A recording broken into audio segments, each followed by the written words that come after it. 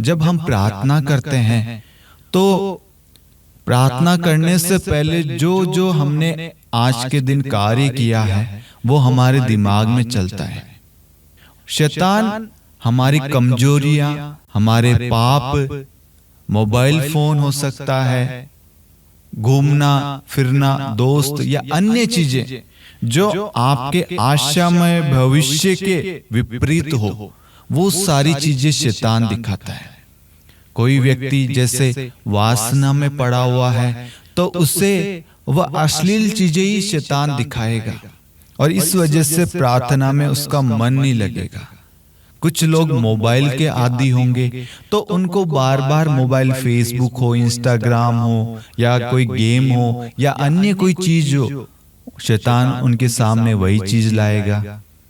परिवार के सदस्य होंगे तो हो सकता है कि किसी से कोई नाराजगी हुई हो या किसी ने आपका दिल दुखाया हो, कुछ भी हो सकता है, कुछ भी परिस्थिति हो सकती है, या किसी ने आपको चोट पहुंचा दी या आपको किसी ने टक्कर मार दी तो आपके मुंह से किसी के लिए गलत शब्द निकले होंगे।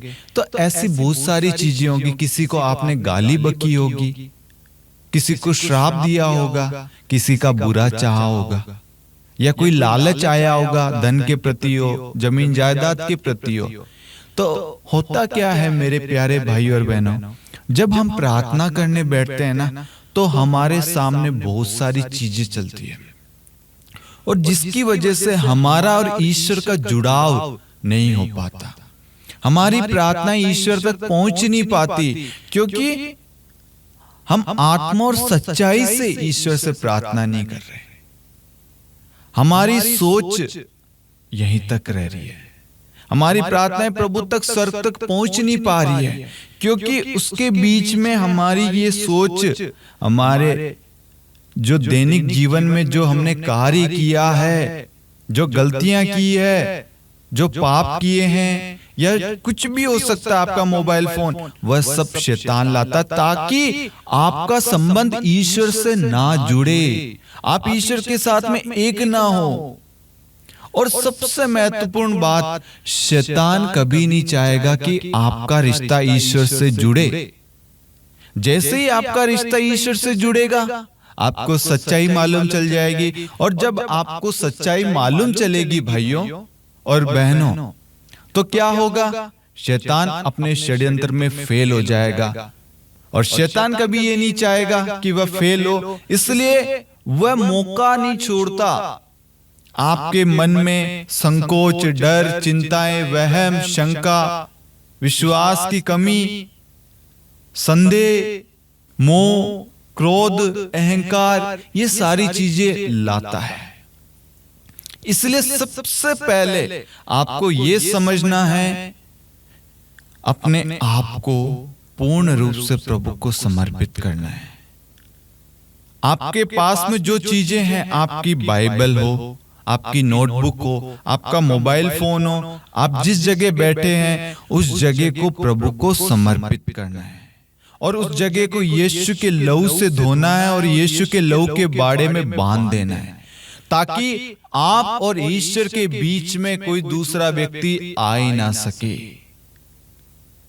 और प्रभु को कहिए, हे प्रभु, मैं इस वक्त आपसे बात करना चाहता हूं, आपके साथ में एक होना चाहता हूं, आपके प्रेम में बढ़ना चाहता हूं। बहुत सारी चिंताएं हैं प्रभु, बहुत सारी टेंशन है प्रभु, बहुत सारे प्रॉब्लम है प्रभु, मैं बीमार हूं, दुखी हूं, तकलीफ में हूं, पीड़ा में हूं प्रभु, मुझे मार्गदर्शन दीजिए प्रभु, मुझे अपने वचन के द्वारा मुझसे बात कीजिए प्रभु। मैं आज अपने आप को आपको समर्पित करता हूं प्रभु, आप अपने वचन के द्वारा प्रभु मुझसे बात कीजिए प्रभु। आज आपके और मेरे बीच में कोई दूसरा व्यक्ति ना आ पाए प्रभु, मेरा मन स्थिर रहे, मेरी सोच स्थिर रहे प्रभु, आप की ओर मेरी दृष्टि हो प्रभु, मेरा ध्यान केवल आपकी ओर लगे प्रभु। शैतान मुझे भटका ना पाए प्रभु, शैतान मुझे विचलित ना कर पाए प्रभु। मैं शैतान का त्याग करता हूं, शैतान के हर षड्यंत्र का त्याग करता हूं प्रभु। मैं शैतान को आपके क्रूस के नीचे नष्ट करता हूं, शैतान के हर एक वादे को, झूठे वादे जो शैतान करता है, हर प्रलोभन को, हर वासनाओं को, हर बुराई को मैं यीशु आपके अधीन करता हूं। इस वक्त मैं स्वतंत्र रूप से आपको चढ़ाता हूं, अपने आप को। जब आप इस तरीके से प्रार्थना करेंगे, 2 मिनट, 5 मिनट, 10 मिनट, जैसे आपको प्रार्थना करनी है, उसके बाद में आप पवित्र वचन को खोलिए। जब आप पवित्र वचन को खोलेंगे, तब पवित्र वचन आपसे बात करेगा।